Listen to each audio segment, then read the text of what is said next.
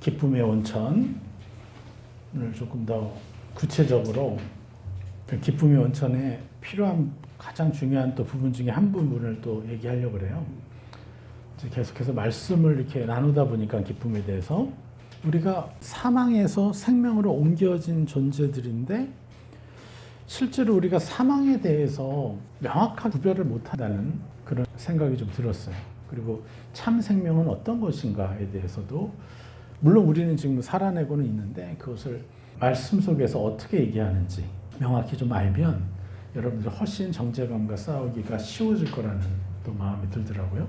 이번에 사망이라는 단어로 이렇게 쭉 검색을 해보니까 굉장히 많이 성경에서 얘기를 하는데 일단 사망이 들어가면 사람들이 이 말씀 이해할까?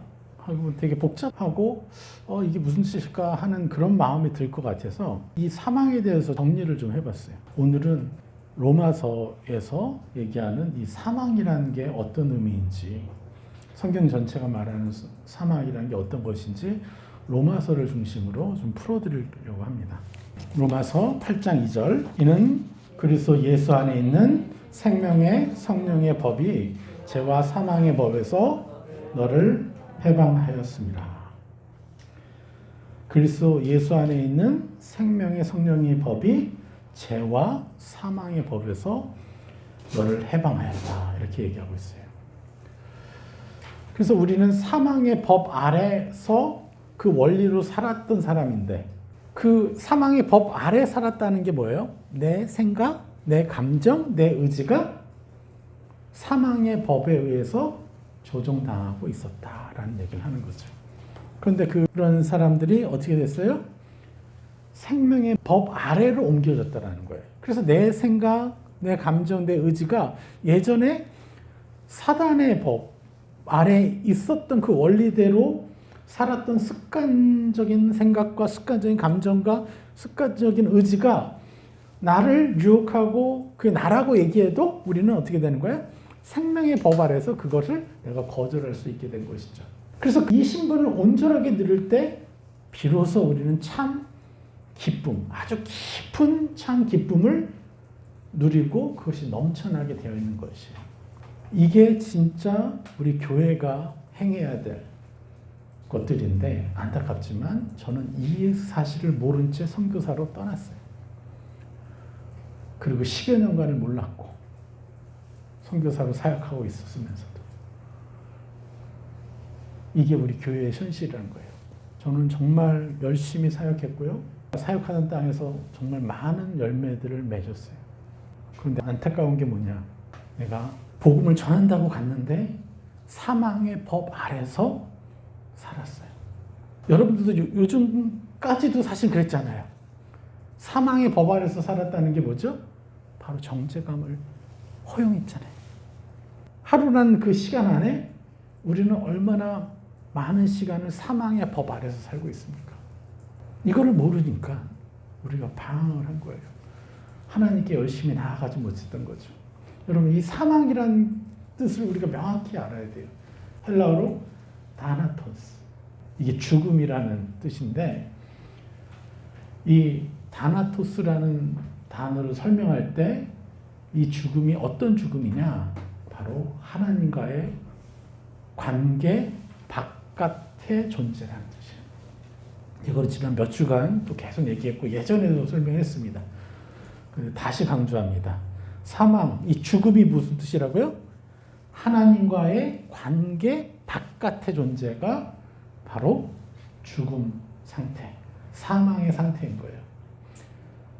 내가 하나님 안에 있을 때는 하나님의 시야로 바라보고 하나님의 감정으로 바라보고 느껴서 나를 이게 원수짓하는 사람일지라도 내가 궁일히 여겨주고 내가 용서해 줄 수 있는 그러한 능력이 살아있는데 내가 하나님과 함께하지 못할 때는 어떻게 되는 거예요?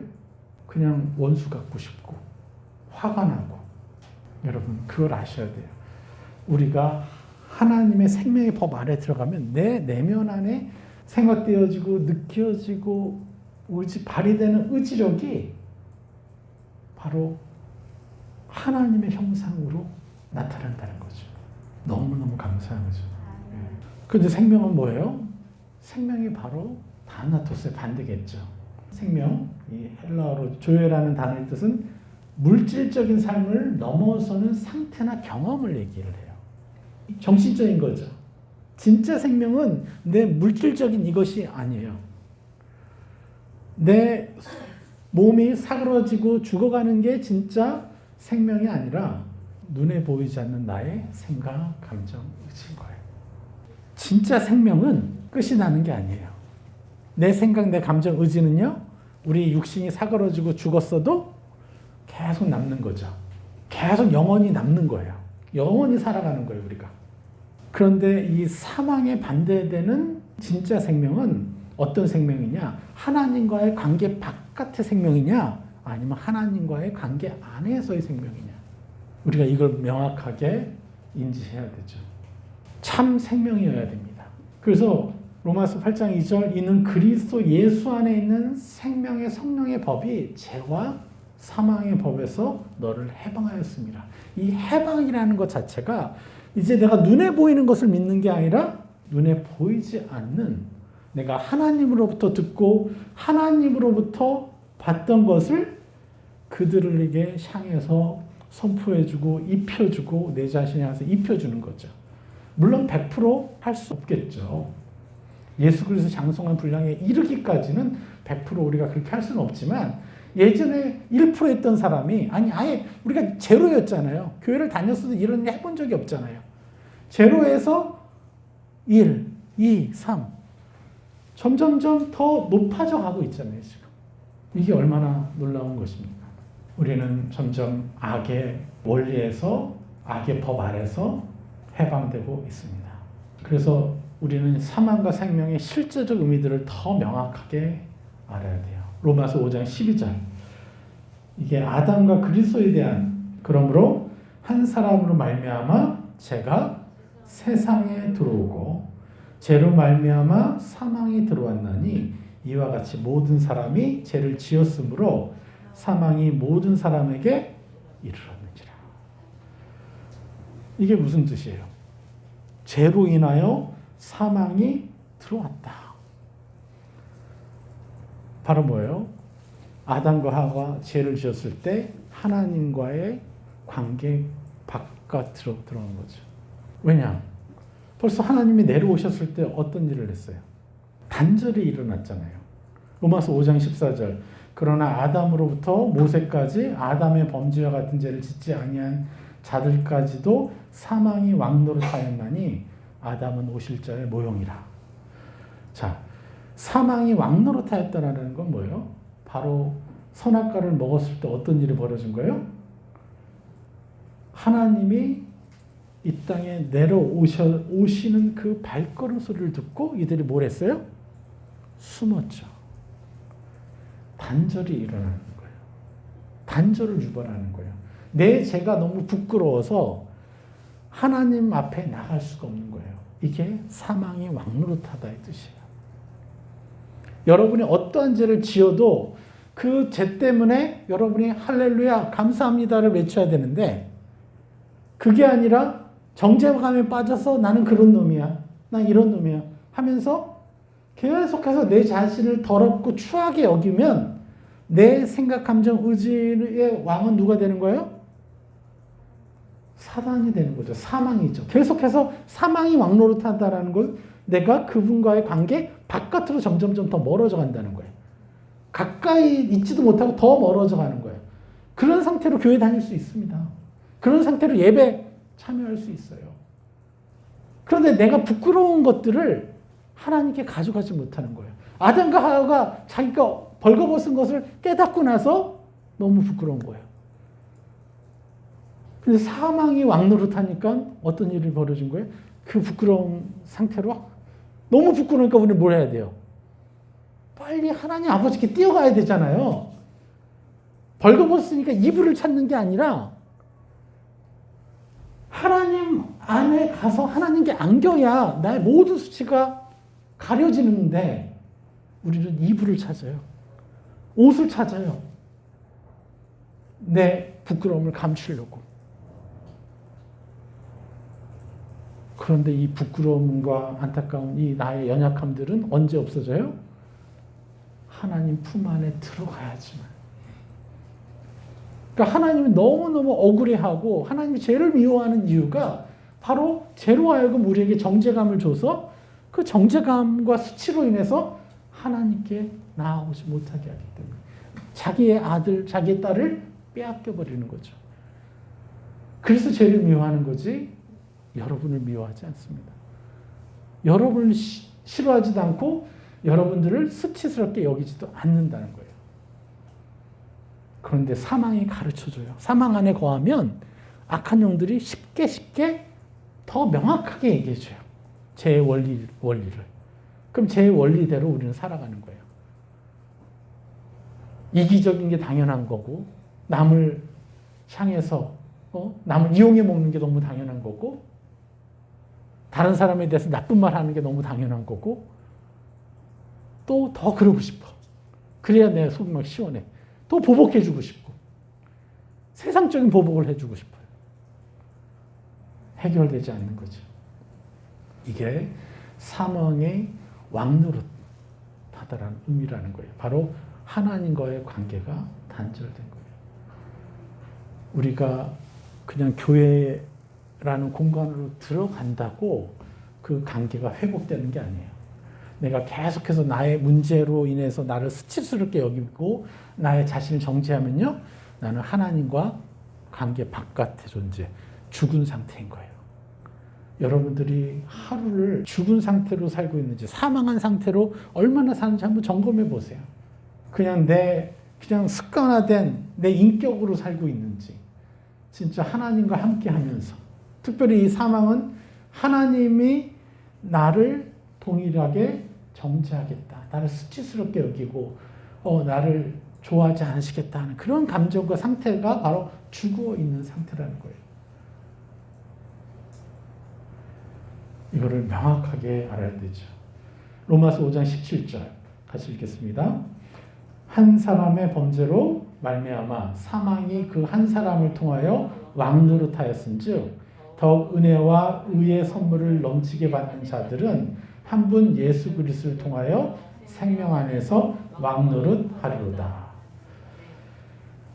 자, 한 사람의 범죄, 아담의 범죄로 말미암아 사망이 그 한 사람을 통하여 어떻게 돼요? 모든 사람들에게 정죄감과 수치스러움을 가르쳐 준 거예요. 그전에는 하나님 안에 있었기 때문에 정죄와 수치라는 것을 인간이 몰랐어요. 벌거벗어도 그것을 나쁘게 생각하지 않는 거예요. 그냥 그거 자체가 아름다운 거예요. 그런데 그게 부끄럽게 여겨지게 만들었어요. 여러분 자신 한번 생각해 보세요. 뭔가를 앞에 나와서 발표를 한다거나 뭘 할 때, 아니면 무슨 그림을 그린다거나 뭘 한다고 할 때, 여러분들이 정말 잘할 수 있을 거라는 확신과 기대감이 충만한 사람들은요, 굉장히 빨리 늘어요. 그리고 앞에 나와서도요, 자기가 알고 있는 100%의 지식이 아니라 하나님의 영감이 들어와서 200%, 300%까지 막 얘기할 수가 있어요. 그런데 내 자신을 부끄럽게 여기고 수치스럽게 여기면요, 내가 알던 지식도 나올 수가 없는 거예요. 내 안에 있는 놀라운 능력들이요, 발휘될 수가 없는 거예요. 우리가 이것들을 알아야 된다는 거예요. 한 사람을 통해 사망이 왕노릇하기 때문에 우리 인간으로서 너무도 더 찬란하고 아름답게 살 수 있는 존재임에도 불구하고 그런 것들을 못 느끼게 하니까 수치 가운데 인생이 그냥 남한테 피해 안 주고 살면 되지 하는 정도. 사람은 그런 존재가 아닙니다. 세상에 빛을 비추고 세상을 향해 소금의 역할을 해주고 우리가 어떤 직업을 갖느냐가 중요한 게 아니라 내가 만나는 모든 사람들을 그렇게 존귀 대해주라고 하나님이 이 세상에 우리를 보내신 거예요. 그리고 한 120년 살다가 그리고 하늘나라에서 영원히 나와 함께 살자. 이게 하나님이 우리에게 말씀하시는 우리의 인생의 시작이요 마지막인 거예요. 그것도 영원토록. 제가 늘 얘기하잖아요. 영원한 시간 가운데 120년은요 점과 같은 시간이에요. 영원한 시간 가운데 나의 120년이라는 인생, 그냥 점 하나요. 그런데 이 인생에 내가 집착하고 있어요? 아니죠. 내 육신은 사라져도 내 생각, 감정, 의지가 나잖아요. 그것이 남아서 그것으로 내가 하나님과 교제하고 그것으로 살아가는 거잖아요. 그런데 사망이 우리를 이게 왕노릇하다 보니까 우리가 보이지 않는 하나님이 느껴지지가 않는 거예요. 이 세상에 보이는 것에 내 눈이 가리고 내 감각도 가리워져서 무감각해져 가지고 눈에 보이는 것에만 집중하는 거예요. 곧 썩어질 것들에 대해서. 근데 진짜 하나님에 대해서 내가 느끼고 하나님부터 들을 수 있어야 되는데 하나님은 늘 여러분을 얼마나 사랑하시는지 우리가 들어야 되거든요. 느껴야 되거든요. 근데 그걸 못 느낀다? 못 듣는다? 이것이 사망의 시간 안에 우리가 너무 많이 당했기 때문에 그런 것이죠. 그런데 어떻게 됐습니까? 그런 상태이기 때문에 왕노릇하였은 즉 더욱 은혜와 의의 선물을 넘치게 받는 자들은 하나님의 은혜와 하나님의 의의 선물을 넘치게 받는 자들은 한 분 예수 그리스도를 통하여 생명 안에서 왕노릇하리로다. 자, 넘치게 받는 거는 누가 선택하는 거예요? 하나님이 선택한 거예요? 우리가 선택하는 거예요? 하나님은 이미 다 주셨어요. 모든 자들에게, 살인자들에게도 하나님이 이 선물을 주셨어요. 그런데 살인자들과 너무 악한 죄를 짓고 있는 사람들은 사망이 왕노릇하니까 이것을 거절할 수밖에 없죠. 이런 거 보여주면 욕을 하겠죠. 선물은 내가 선택하는 거예요. 이 선물 내가 받을게요. 자, 그러한 자들은 한 분 예수 그리스도를 통하여 생명 안에서 왕노릇하리로다. 이 생명, 그리스도를 통한 이 생명, 그리스도를 통하여 생명이 주어지는데 그 생명이 뭐라는 거예요? 그리스도의 희생을 통하여 생명이 주어졌다는 그 증거가 더 구체적으로 더 보여지고 밝혀지는 거죠. 이 말씀을 통해서. 그래서 이미 하나님 안에는 이러한 예수님을 통한 이러한 원리가 사실은요, 이 말씀 이전부터 하나님은 그러한 분이셨다라는 거예요. 여러분 착각하면 안 돼요. 예수 그리스도가 오셔서 이 법이 발동되었다고 생각하면 안 돼요. 이 법은 언제부터 발동됐어요? 하나님이 이 세상 창조하시고 인간이 죄를 지었을 때 동물을 죽이셔서 그 가죽으로 그 부끄러움을 감싸주시는 그 일로 벌써 하나님의 형상은 그렇다라고 전 우주에 선포하신 거예요.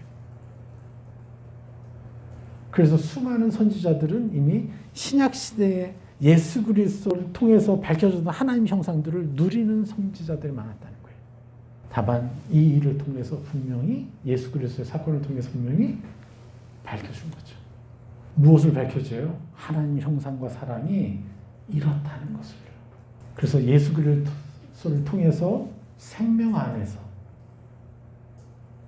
하나님과의 관계 안에서 왕노릇한다. 생명 안에서 왕노릇한다라는 게 뭐겠어요? 내가 어떠한 죄를 지었어도 하나님께 감사할 수 있는 자. 하나님 안으로 들어가는 자. 그래서 하나님과 만나는 자. 이 부분은 내가 용납하기가 싫어. 그런 부분이 있잖아요. 그럼 일부러 그 부분에 대해서 하나님께 절대 얘기를 안 해. 은혜 받을까 봐. 사실 그런 일들이 정말 많았죠, 옛날에는. 그럼에도 불구하고 우리가 포기하지 말 것은 아닙니다. 나 그럼에도 불구하고 나는 하나님께 얘기하는 자라고 계속해서 우리가 새 사람 입다 보면요, 더 나아지겠죠. 이 일을 하셔야 되는 거예요. 생명 안에서 왕노릇한다라는 것은요, 내가 잘하고 못하고의 문제가 아니라 잘 못하고 있음에도 불구하고 새 사람을 내가 침노해서 입는 거를 얘기하는 거예요. 이게 생명 안에서 왕노릇하는 거예요. 누구를 통해요? 예수 그리스도를 통하여. 적이 끊임없이 우리를 공격하는 게 뭡니까? 너 이거 안 됐잖아. 이거 못 했잖아. 계속 그 얘기를 하는 거잖아요. 그것과 상관없이 못하고 있을지라도 나는 새 사람을 입는 것이 사망 안에서 왕노릇하는 거예요. 안 그러면요, 계속해서 분노가 더 커지고 작은 싸움도 큰 싸움으로 번지고 또 싸움도 더 길어지고 이렇게 되는 것이죠. 또 길어지면서 또 어둠을 잔뜩 들어 받아가지고 더 막 험악하게 되고 이럴 수 있다는 거예요. 로마서 5장 21절은 또 뭐라고 얘기합니까? 이는 제가 사망 안에서 왕노릇한 것 같이 은혜도 또한 의로 말미암아 왕노릇하여 우리 주 예수 그리스도 말미암아 영생에 이르게 하려 함이라. 이제 사망 안에서 제가 왕노릇해서 뭐 그들이 말하는 대로 하나님과 바깥 관계에 있으니까 악한 영이 말하는 대로 그걸 나라고 인정할 수밖에 없잖아요. 그러니까 더 많은 죄를 짓게 되잖아요. 그러나 그것과 똑같이 은혜도 또한 의로 말미암아 왕노릇한다라는 거예요. 이 의는 누구의 의예요? 하나님의 의죠. 많은 사람들이 헷갈려요. 은혜도 또한 의로 말미암아, 그러니까 내가 마치 의로운 행위를 한 것으로 말미암아 우리 주 예수 그리스도로 말미암아 영생에 이르게 하는구나. 그러니까 우리 열심히 의인의 삶을 증거를 만들어야지. 이거는요, 유대교가 되는 거예요. 이슬람도 아닌 것이 이슬람과 기독교 사이에 유대교가 되는 거예요. 이런 식으로 해석이 되면 은혜라 그랬어요. 은혜도 또한 의로 말미암아. 이 은혜가 뭐라는 거예요? 하나님이 예수 그리스도의 십자가를 통해서 우리의 모든 죄를 사하셨고 우리를 의인 삼아 주셨고 하나님 형상이 내 자신이라고 침노해서 입을 수 있는 그 하나님의 하나님의 그 희생, 이게 뭐예요? 은혜라는 거죠. 은혜로 또한 의로 말미암아 왕노릇하여. 그래서 나의 의는 뭐예요? 예수님이 행하신 것을 인정하는 것이 우리의 의죠. 의로운 행위를 보여주는 게, 증거를 만들어내는 게 나의 의가 아니라 하나님 때문에, 예수 그리스도의 십자가 때문에 내가 의인되었다라는 것을 인정해 드리는 게 인간이 해야 할 가장 겸손하고 가장 찬란한 의라는 거예요. 내가 열심히 해서 이걸 했다라면 그때부터 이건 교만이고 하나님이 더 이상 역사하기가 어려워요. 그 교만 때문에 눈이 닫히게 돼 있는 거예요. 그래서 우리 주 예수 그리스도로 말미암아 영생에 이르게 하라 합니다. 제가 사망 안에서 왕노릇할 수 있는 이유, 내가 의인된 증거를 만들려고 할 때 제가 사망 안에서 왕노릇할 수 있습니다. 의인된 증거가 있을 때 행복해하고 의인된 증거가 없을 때, 선한 행동을 했을 때, 선한 행동을 하지 않았을 때, 선한 행동을 하고 좋은 일을 했을 때 기쁠 때, 그런 행동을 하지 못하고 기분이 상할 때, 수치스러울 때, 이게 바로 제가 사망 안에서 왕노릇하는 거예요. 그런데 우리는 그러한 것으로 나를 수치스럽게 여기거나 나를 정죄하는 것을 받아들이는 필요가 없는 존재가 되었어요. 이걸 명확히 아시라는 거예요. 제가 이 말씀을 사망과 생명의 차이에 대해서 계속 말씀을 드리는 게, 내가 수치스럽고 내가 잘못했고 뭐 했을 때조차 나는 생명 안으로 들어가서 생명 안에서 왕노릇하는 존재예요. 그저 감사하죠. 내가 잘못했을 때. 왜요? 당신이 아니었으면 나는 계속 정죄감에 빠져있고 꿈도 꿀 수 없는 사람이 되었을 것이고 또 더 찬란한 새 사람을 내가 입어서 더 바뀔 수도 없는 존재였을 텐데, 10년이 지나도 내 인생은 안 바뀌어요. 30년은 신앙생활해도 내 인격 하나가 안 바뀌어요. 그럴 수밖에 없을 거예요. 왜 그래요? 자기가 행한 일, 좋지 않은 일을 계속 주목했기 때문에, 사망이 왕노릇했기 때문에 나를 계속해서 판단하도록 내가 놔뒀잖아요. 그래서 이 진리를 온전히 누리는 사람들을 만들어내는 일이 얼마나 중요한 일인가. 사도 바울은요, 이것을 너무너무 이 복음의 핵심이라고 생각했어요. 왜요? 사도 바울이 그동안 가말리엘이라는 최고의 랍비 밑에서 그렇게 수학하고 자라면서 그분이 뭐에 당했어요? 다나토스. 죽음 가운데, 사망 가운데 종교 생활을 오랫동안 해왔잖아요. 자기의 의를 또 만들고 더 추구하고 율법을 지키려고 애를 썼잖아요. 바울이 사도가 되기 전에는 그가 얼마나 대단한 사람이었는지 온갖 율법, 하라 하지 말아라 모든 걸 다 지켜냈어요. 그런데 그 결과는 뭐예요? 사람을 미워하고 그렇게 지키지 않는 사람을 혐오하고 판단하고 그 안에 하나님의 생명이 살아있습니까? 살아있지 못했잖아요. 그러니까 당연히 저들 이단이야. 다른 거 믿어. 그러니까 막 미워하는 거예요. 우리가 하나님의 형상이 깊이 입으면 입을수록요. 다른 종교를 믿고 있는 사람들도 우리는 어떻게 해야 돼요? 존경할 수 있어야죠. 예, 그들을 존귀히 여기고 내가 축복해 줄 대상으로 봐야죠. 신천지 사람들 더 긍휼히 봐야죠. 그 옆에만 지나도 뭐 나한테 뭐가 뭐 더러운 게 묻나요? 그들은 도대체 누가 안아주나요? 하나님의 아들들이 안아줘야죠.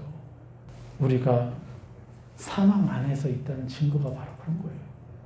품지를 못해요. 나와 다른 생각을 하고 있는 사람들을요, 적대시하고, 존귀히 여기지 못하고, 함부로 대해요. 하나님 안에 그들을 데리고 가보십시오. 하나님 뭐라고 하시겠어요? 제발 그들을 위해서 축복해 주렴. 그들을 좀 사랑해 주렴. 이렇게 하실 거 아닙니까? 내가 저들을 위해서 내가 죽었다. 저들이 왜 저렇게 할 수밖에 없어? 신천지에 다니는 대부분의 사람들이 어떤 사람이냐면요. 가정이 회파된 가정 출신이에요. 아무리 명문대 출신일지라도요. 다 가정이 회파되고 어렵고 힘든 곳에서 자라서 자존감이 바닥인 사람들이 신천지에 들어가는 거예요. 그러니까 하나님이 가장 사랑하는 분들이겠죠. 상처를 많이 받았으니까. 그럼 우리 교회는요, 얼마나 거룩합니까? 우리도 50% 100%죠. 우리 신천지 들어갔다가 나오신 분들 얘기 들으면 다 하나같이 그렇다는 거예요. 그러니까 뭐가 옳고 그런 게 중요하지 않아요. 그 신천지에서 자기가 인정받고 사랑받는 것 때문에 그렇게 한다는 거예요. 그러니까 막 무한 경쟁을 해도 상관없는 거예요. 그들은. 사랑받으려고. 인간적으로 사랑받겠다고. 그래서 사도 바울이 이 온전한 것, 사망 안에서, 제가 사망 안에서 왕노릇한 것, 이거는 종교 생활을 할 수도 있고요. 뭘 할 수도 있고. 그렇지만 핵심은 뭐예요? 계속해서 정죄감으로 사람들을 노예화시킨다는 거. 그래서 은혜도 또한 의로 말미암아 왕노릇하여 우리 주 예수 그리스도로 말미암아 영생에 이르게 하려 합니다. 진짜 영생이 뭔가를 가르치기 위해서 사도 바울은 뭘 했어요? 두란노에서 1년을 넘게 참 복음이 뭔지를, 참 사망과 참 생명이 무엇인지를 가르친 거예요. 자기가 사망 안에서 오래 살아왔고 그 피해를 너무 명확하게 하니까 이 종교라는 허울, 같은 하나님이라고, 야훼 하나님이라고 그렇게 같이 불렀으면서도 내가 불렀던 야훼 하나님은 사단의 형상이었구나. 이걸 너무 명확하게 하니까 그가 이 사망과 참 생명을 분별시키려고 두란노에서 그렇게 소아시아에 있는 모든 성도들의 리더들을 불러다가 가르친 거예요. 그때까지만 너무 좋았어요. 문제는 로마가 기독교화 되면서 정치적인 권세를 가진 사람들이 모이면서 교회가 타락하기 시작한 거죠. 이런 게 필요 없는 거야. 난 교회만 잘 다니면 되고 헌금 잘 내면 이제 인정받는 그런 시스템이 가버린 거예요. 왜요? 황제가 예배 드리러 딱 가니까 예수님을 믿지 않아도 황제한테 잘 보여야 되잖아. 그러니까 자기네도 가야 돼. 황제를 한 번이라도 더 만나려면 교회 같이 참여해서 자기가 신실한 그리스도인처럼 행동해야 돼요. 근데 하나님과의 관계는 없어요. 하나님과 관계 바깥이 뭐라고 그랬어요? 사망. 사망의 상태로 교회만 다닌 거예요. 그러니까 사망의 상태니까 뭘 추구하겠어요? 돈을 추구하고 음란을 추구하고 권력을 추구하고 이렇게 되는 거죠. 그러면서 그때부터 교회가 이제 암흑의 시대로 간 거예요. 중세는 진짜 암흑 중에 암흑의 시대였어요. 예수 그리스도의 이름으로 온갖 나쁜 일을 다 했어요. 예수 그리스도의 이름으로 온갖 마녀 사냥을 했어요. 그 중세 천주교 그 신부들이요. 정치 권력을 딱 가지니까요. 자기가 딱 우리 예쁘네? 나랑 하룻밤 자자. 거절해요?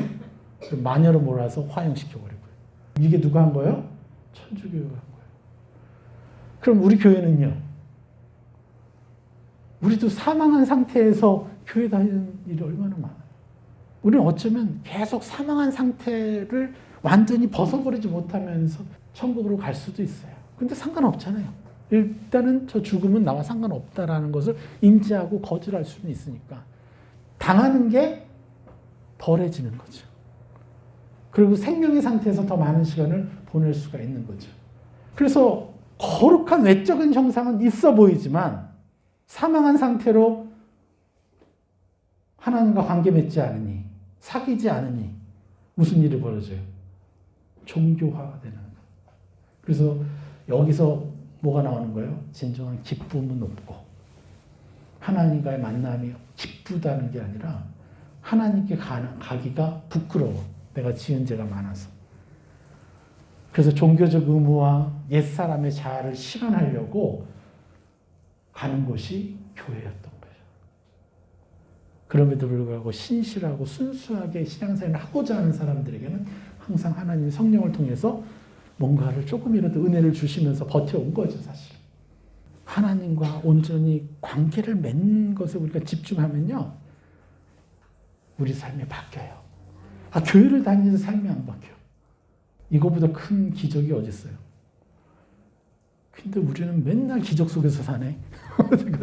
너무 오랫동안 그 놀라운 기적 속에 살았어. 교회를 수십 년 다녔는데 미움 하나를 정복을 못하니. 하나님의 형상 안에 들어가면 미움이 사라져 없어지잖아요. 참 너무 안타까운 일들이죠.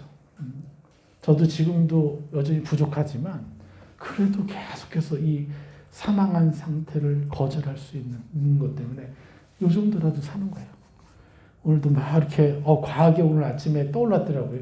이렇게 주영산 교회 방에 사랑이 많으신 이렇게 말씀하시는데 참 부끄럽습니다. 예수님의 형상을 더 입었으면 내가 생명 안에서 더 시간을 보냈으면 더 사랑이 많았을 텐데. 자, 로마서 6장 9절. 이는 그리스도께서 죽은 자 가운데서 살아나셨음에 다시 죽지 아니하시고 사망이 다시 그를 주장하지 못할 줄을 알미라. 이제 사망이 우리를 주장할 수 없어요. 이 주장하지 못한다는 건 뭐예요? 내가 연약할 때, 내가 내 스스로가 너무 수치스럽거나 내가 너무 부족하다고 느껴질 때 그 주장을 거절할 수 있는 것. 우리 안에 참 얼마나 놀라운 역사가 이루어졌습니까? 여러분, 내가 이제 하나님 때문에 나를 부끄러워하지 않고 내 자신을 혐오하지 않고, 그래서 진짜 우리가 너무 감사한 게 우리는 계속 수치감으로 살았어야 되는데, 그래서 계속 정죄감으로 살았어야 되는데, 이제 하나님 의지에 100번의 공격이 들어와도 내가 최소 한 번은 거절할 수 있게 된 것만도 이건 엄청난 역사예요. 시편 13장 4절, 5절, 6절. 내가 사망의 음침한 골짜기로 다닐지라도 해를 두려워하지 않을 것은 주께서 나와 함께 하시니라. 주의 지팡이와 막대기가 나를 안위하시나이다. 주께서 내 원수의 목전에서 내게 상을 차려주시고 기름을 내 머리에 부으셨으니 내 잔이 넘치나이다. 내 평생의 선하심과 인자하심이 반드시 나를 따르니 내가 여호와의 집에 영원히 살리리로다. 아멘. 뭐라고 합니까? 4절에 저는 이 군대 딱 이제 훈련소 딱 들어갈 때 거기 가면 성경책은 나눠줘요. 그럼 그거 가지고 시편 23편을 계속 읽었어요.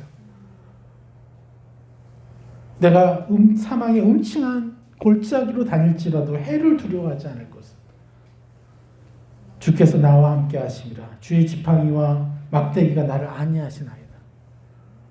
그렇게 간절히 하나님께 처음으로 너무너무 내가 제어할 수 없고 내가 이끌려 다녀야 되고 말도 안 되는 군대 문화에 의해서 내가 이렇게 지배받아야 되는, 그것도 집단적으로 나만 그런 게 아니라 같이 해야 되니까 쉬운 일이 아니에요. 그런데 그래서 더더욱 내가 그전까지 신실한 거지 않았는데 하나님께 이렇게 시편 23편을 계속 읽고 암송을 했어요. 그런데 나중에 보니까 이게 그런 뜻이 아니었어요. 내가 사망의 음침한 골짜기로 다닐지라도 해를 두려워하지 않을 것은. 여기서 말하는 사망이라는 거는 어떻게 느껴져요? 엄청난 고통, 고난, 아픔 이런 상태로 사람들이 생각나요. 그런데 다윗에게는 그게 중요한 게 아니에요. 여기서의 사망은 뭐예요? 하나님과의 관계 바깥의 상태를 얘기하는 거죠. 이 다윗이 가장 두려워했던 게 바로 그거라는 거예요. 내가 하나님의 관계 바깥에서 너무나 음침한 그 상태로, 너무 죄가 많고 너무 그런 상태로 정죄받을 수밖에 없는 그 깊은 골짜기를 다닐지라도. 그런 시기가 있잖아요, 여러분들. 내가 그것으로부터 우리는 그래서 내가 이렇게 하기 때문에 하나님 나를 치시지 않을까? 해를 주시지 않을까? 두려워하지 않을 것은 내가 그 하나님을 내가 거절하고 나 혼자서 또 죄를 즐기고 있는 그 상황에서도 뭐라 그래요? 주께서 나와 함께 하심이라. 여러분, 이게 진정한 신이에요. 여러분이 왜 을로서 자녀들을 사랑하십니까? 사랑을 베푸는 사람인데 왜 갑이 되지 않고 을처럼 행동해요? 여러분의 자녀가 그렇게 잘 하나요? 대부분의 자녀들은요, 실망감을 주고 오히려 사랑을 주는 나의 사랑도 거부하고 거절하고 이렇게 올 때가 많잖아요. 그런데 우리는 그들에게 어떻게 해요? 을처럼 행동하고 그들에게 사랑을 주려고 하는 거죠. 우리 부모가 이런 사랑을 하나님에게서 받았듯이 하나님도 내가 하나님과의 관계 바깥의 상태에서 쭉 다닐지라도 그분은 항상 나와 함께 하셨고, 그리고 내가 지은 죄에 비해서 그 해가 더 나오지 않도록, 해로운 것들이 나오지 않도록 많이 막아주셨다는 거예요. 그러면서 주의 지팡이와 막대기가 나를 보호하셨다는 거예요. 5절, 주께서 내 원수의 목전에서 내게 상을 차려주시고 기름을 내 머리에 부으셨으니 내 잔이 넘치나이다. 여러분, 이 상태예요. 우리가 사망의 음침한 골짜기에 다닐지라도 우리가 침노해야 될 것은 뭐예요? 주께서 내 원수의 목전에서 내 상을 차려주시고 기름을 내 머리에 부으셨으니 내 잔이 넘치나이다. 나는 즉각적으로 내가 그러한 자라고 선포할 수 있어야 돼요. 정죄감 대신에 내게 몰려오는 수치감을 거절하고 나는 이런 상태였지만 하나님은 내 머리에 기름을 부으신 거예요. 그 하나님을 여러분 느끼셔야 돼요.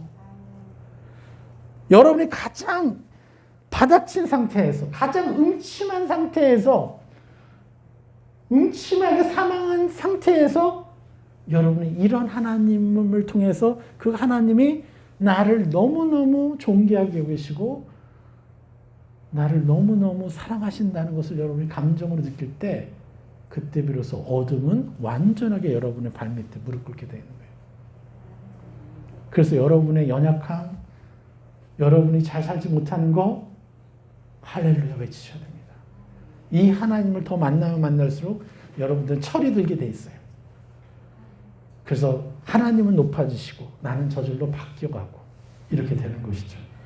그런데 이 하나님이 어떻게 우리에게 약속하시는 거예요? 6절에 내 평생에 선하심과 인자하심이 반드시 나를 따르리니.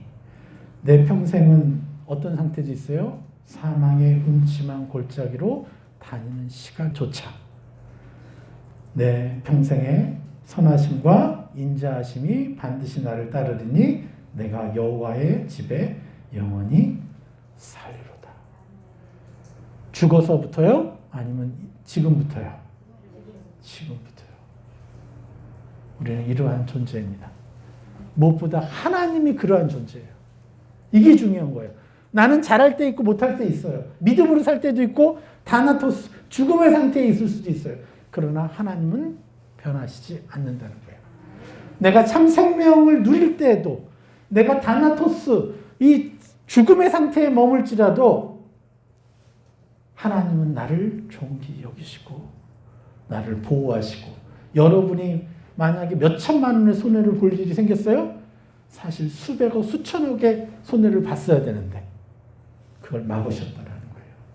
그래서 우리는 이 하나님을 우리의 완전한 아버지로서 인정해야 됩니다.